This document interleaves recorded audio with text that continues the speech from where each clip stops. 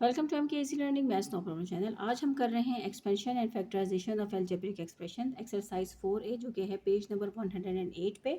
उसका हम question number 10 कर रहे हैं। ये है हम कर रहे हैं book basically that is D2 book है हमारे पास और इसके 8th एडिशन कर रहे हैं और इसके 8th एडिशन की हम एक्सरसाइज 4A जो है हमने वो स्टार्ट की हुई है और इसके जितने भी पार्ट्स हैं वो सब हमने कर लिए हैं। आज हम जो कर रहे हैं वो है क्वेश्चन नंबर 10।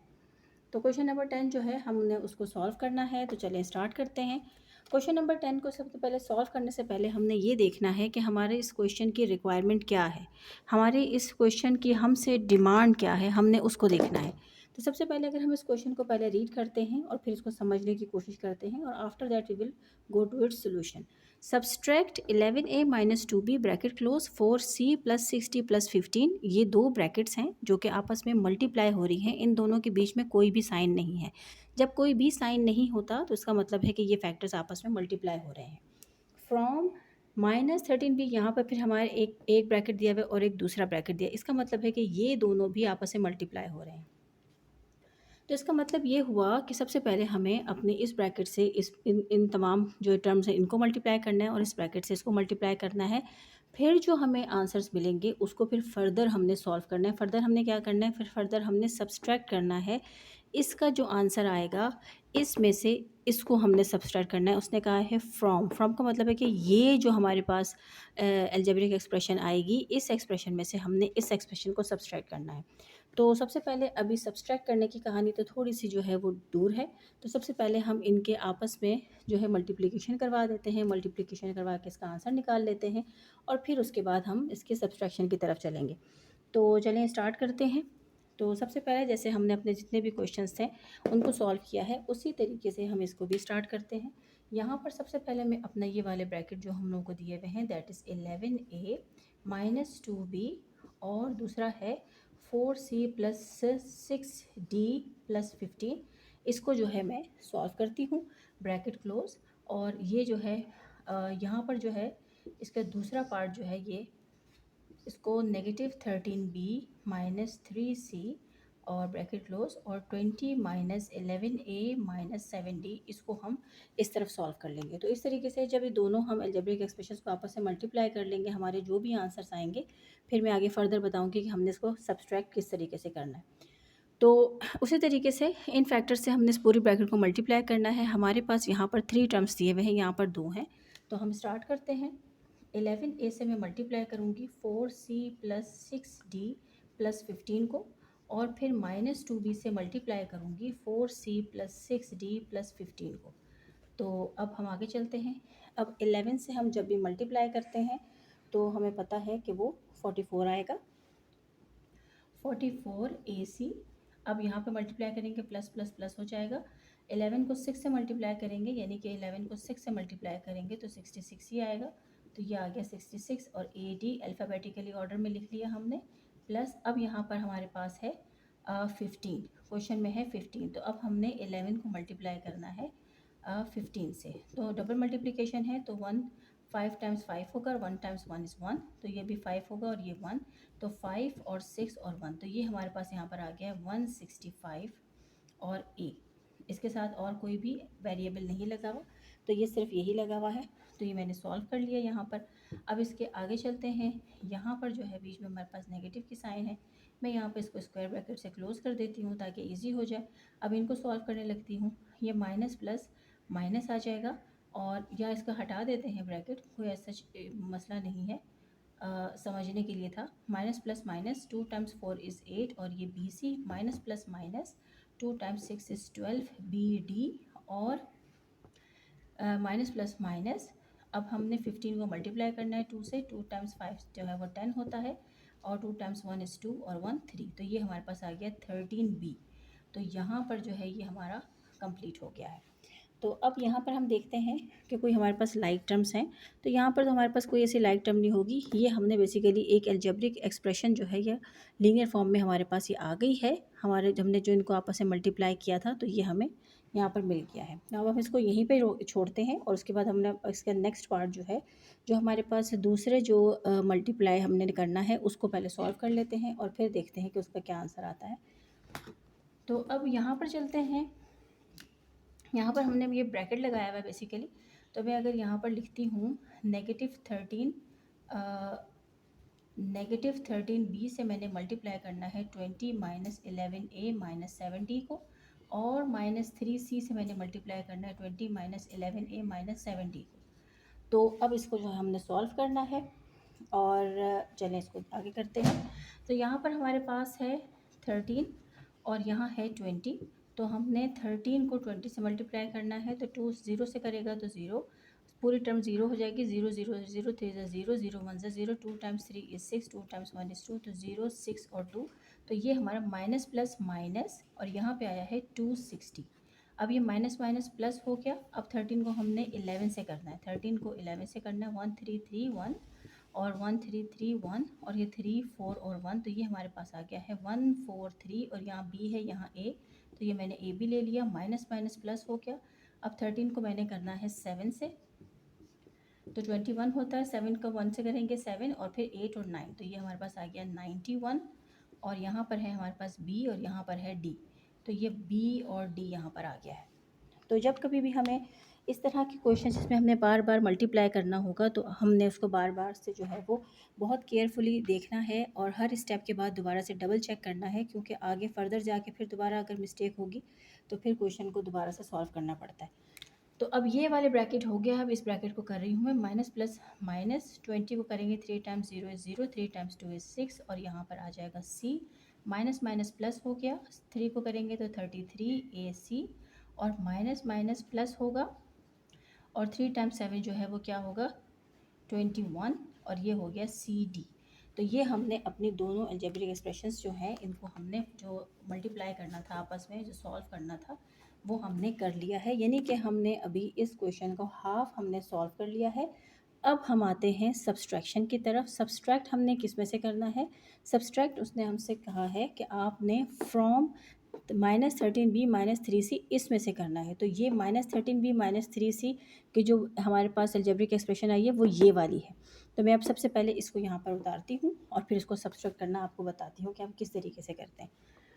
तो अब मैंने यहाँ पर -260 plus 143b AB plus 91BD -60C plus 33AC और प्लस 21CD। ये देखिए, ये मैंने पूरी अपनी अलजेब्रिक एक्सप्रेशन उतार लिया है। अब मैं इसके नीचे अपने ये वाले अलजेब्रिक एक्सप्रेशन उतारूंगी, लेकिन मैं उस टर्म के नीचे ही वो टर्म उतारूंगी जो टर्म उसके लाइक टर्म होगी। मिसाल के तौर पर जैसे यहाँ पर मेरे पास 260 है, तो देखिए यहाँ पे 260 के साथ मैंने b नहीं लगाया, देखा आपने? तो ये इस तरीके से माइनर मिस्टेक्स होती हैं। तो यहाँ पे -260 के साथ b भी लगेगा। तो अब हमने जो है 1 बाय 1 करके चेक करना है कि कोई ऐसा है जो कि b वाला हो। तो यहाँ पे देखते हैं, ये AC है, ये AD है, ये A है, ये BC है, ये BD है, और ये B है। ये 30b हमें यहाँ पर मिल गया है बेसिकली। तो हम, और 30b क्या है, -30b है। तो मैं -30b को इस अपने -260 के नीचे लिखूँगी इस तरीके से। अब ये हो गया, ये वाला हमारा पार्ट हो गया, और इसके साथ ये वाला हो गया। तो मैं इसको यहाँ पे हल्का सा क्रॉस कर देती हूँ, सिर्फ ये याद रखने के लिए कि मैंने ये कर लिया है, कि फिर दोबारा से मैं इसको मिक्सअप ना कर दूँ। फिर चलते हैं नेक्स्ट। अब यहाँ पर है AC। तो हम यहाँ पर देखते हैं, ये है हमारे पास AC। तो यहाँ पर AC है, तो यहाँ पर जी AC मौजूद है, प्लस 33 AC है हमारे पास। तो अब यहाँ का जो AC है वो भी है प्लस प्लस। मैंने नहीं, पहले हमने यहाँ पे देखना है AB वाला कोई वैल्यू है यहाँ पे?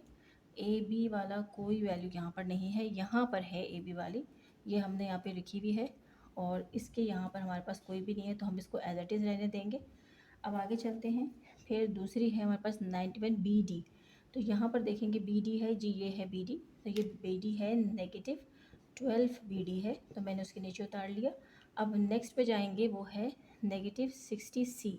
तो यहाँ पे देखेंगे C है, तो यहाँ पर C हमारे पास नहीं, हाँ ये है -8, नहीं ये BC है हमारे पास, सिर्फ C नहीं है। तो हम जो है इसको भी ऐसे ही छोड़ेंगे। आगे जाएंगे 33 AC। अब यहाँ पर है हमारे पास प्लस का AC, तो ये मैं यहाँ पर लिखूँगी 44 AC। अब आगे चलते हैं। अब आ गया है नेक्स्ट 21 CD। तो 21 CD यहाँ पर नहीं है, तो नहीं है तो ठीक हो गया। तो यहाँ पर अब हमने कौन कौन से लिख लिए हैं, हमने 44AC लिख लिया है, -12BD लिख लिया है और -30B लिख लिया। अब ये दोनों रिमेनिंग है, ये 1 2 3 एंटिटी जो हमारे पास टर्म्स हैं वो रिमेनिंग है। तो उन रिमेनिंग को हमने बिल्कुल साइड पे लिखना है, आगे लिखना है, इन टर्म्स के नीचे नहीं लिखना। तो अब यहाँ पर ये क्या है, +60 है, तो हम यहाँ पर इसको लिख देंगे +66AD। और यहाँ पर ये है +165, तो हम लिखेंगे +165A। और फिर रह गया है -8B, तो -8BC हम लिख देंगे। और यहाँ पर मैंने इसके नीचे लगा दी है लाइन। और अब हम इसको करने लगे हैं सब्सट्रैक्ट। ठीक है, अब सब्सट्रैक्ट जब करेंगे तो जो हमारे पास नीचे वाली लोअर टर्म्स होती हैं उनकी साइंस हम चेंज करते हैं। तो अब सबसे पहले हमारे पास यहाँ पर है नेगेटिव, ये 30 है, तो यहाँ पे इसकी साइन चेंज हो जाएगी। ये नेगेटिव है, इसकी साइन भी चेंज हो जाएगी। ये पॉजिटिव है, इसकी साइन चेंज हो जाएगी। और इसके अलावा आगे जाते जाएंगे तो ये जो ऊपर वाले जितने भी वैल्यूज़ हमारे पास लिखे हुए हैं इन सब की वैल्यूज़ भी हमारे पास जो है ये इनकी ऑपरेटर्स चेंज हो जाएंगे। ये इस तरीके से हो गया। आगे चलते हैं। अब हमने प्लस माइनस करना है, ये 30 है, ये 20 है। अब इसको कैसे करेंगे, तो ये मैं थोड़ा सा इसको करके दिखाती हूँ। यहाँ पर है -20AB और ये है +30AB। तो प्लस माइनस माइनस होगा, लेकिन 30 प्लस जो है वो क्योंकि जो ग्रेटर नंबर है वो 30 है, तो उसमें से 4AB आ जाएगा हमारे पास। तो यहाँ पर आया है +4AB। और अब आगे चलते हैं। आगे चलेंगे तो हमारे पास जो नेक्स्ट नंबर हमारे जो दिया हुआ है वो है +143AB। ये एज इट इज़ आ गया। अच्छा, ये A नहीं है, ये हमारे पास जो है सिर्फ 4B है, तो इसको जो है वो हमने मिक्सअप नहीं करना, ये सिर्फ 4B है हमारे पास। ऑलराइट। अच्छा, एक मिनट, माइनस प्लस माइनस, फिर जो है वो चलते हैं नेगेटिव +4B। नेगेटिव हो गया और यहाँ पर भी नेगेटिव था। ऑलराइट, तो ये हमारे पास 30 में से हमने 26 को सब्सट्रैक्ट किया है, तो हमारे पास 4 बच गया। ऑलराइट, आगे चलते हैं। फिर है हमारे पास अब ये दोनों वैल्यूज़ हैं प्लस की और ये भी प्लस की, तो प्लस हो रहे हैं 91 और 12। तो 91 और 12 को हम प्लस कर लेते हैं, तो 3 9 10, तो 103। तो साइन प्लस किया जाएगी 103 और आ गया BD। अब आगे चलते हैं, -60C एज इट इज़ आ गया। अब उसके बाद से माइनस प्लस माइनस है, साइन माइनस की आएगी और 44 में से जो है वो 33 चला जाएगा, तो 11AC बच गया। ये +21CD एज इट इज़ आ गया। और यहाँ पर जो है ये माइनस का 66AD आ गया और ये माइनस का 165A आ गया और ये प्लस का 8BC आ गया। ठीक हो गया। तो यहाँ पर हमारे पास जो है ये आंसर आया है। तो चले इसको ज़रा हम लोग अब चेक कर लेते हैं, ये हमने आंसर सही किया है या इसमें कुछ ना कुछ मिस्टेक है। तो देखते हैं कि क्या मिस्टेक है।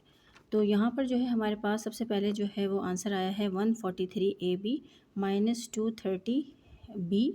तो 230B कहाँ है हमारा, हमारे पास तो यहाँ पर 230 कहाँ है, हमारा तो 230 नहीं है कहीं पे भी। Okay, I am sorry. ये जो है हमारे पास जो नंबर आने थे बी वाला, बेसिकली ये हमारे पास 630 नहीं है, ये 260 है। 260 में से जो है वो हमने 30 को सब्सट्रैक्ट करना था, तो ये हमारे पास आना था 230। तो ये है हमारा 230B। ठीक है। और जो है ये न वैल्यू जो है, अब यहाँ पर ये जो कि मैं इसको समझ रही थी 26 है, तो ये 26 नहीं है, ये 260 है। तो ये ग्रेटर वैल्यू है, तो इसके साथ हमारे पास नेगेटिव साइन आएगी। तो ये देखिए ये हो गया -230B। और फिर उसके बाद है हमारे पास आया है 143AB। उसके बाद आया है +103BD। फिर आया है -11AC, फिर -60C, फिर +21CD, फिर -66AD, फिर -165A और फिर +8BC। तो ये हमारा बिल्कुल एक्यूरेट आंसर आया है। और इसको जो है अभी मेरे ख्याल में साइड पार्ट उसका नज़र नहीं आ रहा, तो ये अब नज़र आएगा आप लोगों को। तो ये देखें, इसको मैं यहाँ से इरेज़ कर देती हूँ ताकि कन्फ्यूजन ना रहे। और मैं एक मर्तबा से फिर इसको थोड़ा सा एक्सप्लेन करती हूँ। ये 260 है, नेगेटिव 260 बी था, और ये हमारे पास जो है प्लस की वैल्यू है 30 बी। यहाँ पे हमने साइन क्यों चेंज किए हैं, क्योंकि जब कभी भी हम सब्सट्रैक्शन करते हैं तो सब्सट्रैक्शन करने के लिए हमें साइन को लाजमी चेंज करना होता है। जो हमारी लोअर वैल्यूज़ होती हैं उनके जो भी ऑपरेटर्स होते हैं उनको हम चेंज करते हैं।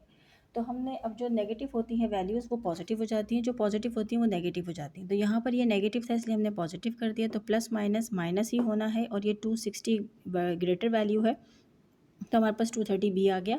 फिर प्लस 143 ए बी, हमारे पास इसका कोई लाइक टर्म नहीं था तो ये एज इट इज़ हमने उतार लिया। यहाँ पे भी प्लस है, ये भी प्लस, इन दोनों को प्लस किया तो 103 बी डी आ गया। Minus 60 C as it is आ गया। ये प्लस माइनस माइनस हुआ, ग्रेटर वैल्यू 44 है नेगेटिव के साइन के साथ, तो नेगेटिव 11 ए सी आ गया। फिर उसके बाद आगे हम लोग फर्दर जब गए हैं तो 21 सी डी आ गया, माइनस यहाँ के माइनस के साथ 66 ए डी, माइनस 165 ए और प्लस 8 बी सी। तो ये हमने अपने क्वेश्चन की जो रिक्वायरमेंट थी कि आप सबसे पहले इनको आपस में मल्टीप्लाई करें और फिर उसके बाद आप इसको सब्सट्रैक्ट करें, और कौन कौन सी टर्म्स में से सब्सट्रैक्ट करना था ये हमने उसको पूरा सॉल्व कर लिया है। आई होप कि आप लोगों को ये समझ में आया होगा। मैंने बहुत कोशिश की है कि मैं इस क्वेश्चन को बहुत आराम से और हर एंगल से बताने की कोशिश करूं, क्योंकि इस तरह के जो लेंदी क्वेश्चंस हो गए, क्योंकि दीज आर द एक्सपेंशंस, तो ये लंबी लंबी एक्सपेंशंस हैं, तो इनके अंदर जो है हमें ऑपरेटर्स का बहुत ख्याल रखना पड़ता है। तो वैन एवर जब आप जो है इसको मल्टीप्लाई करेंगे तो एट दैट टाइम आप लोगों ने बहुत ज़्यादा केयरफुल होना है कि आपने सही मल्टीप्लाई किया है, सही ऑपरेटर्स के साथ किया है और सब वैल्यूज़ सही उतारी हैं कि नहीं।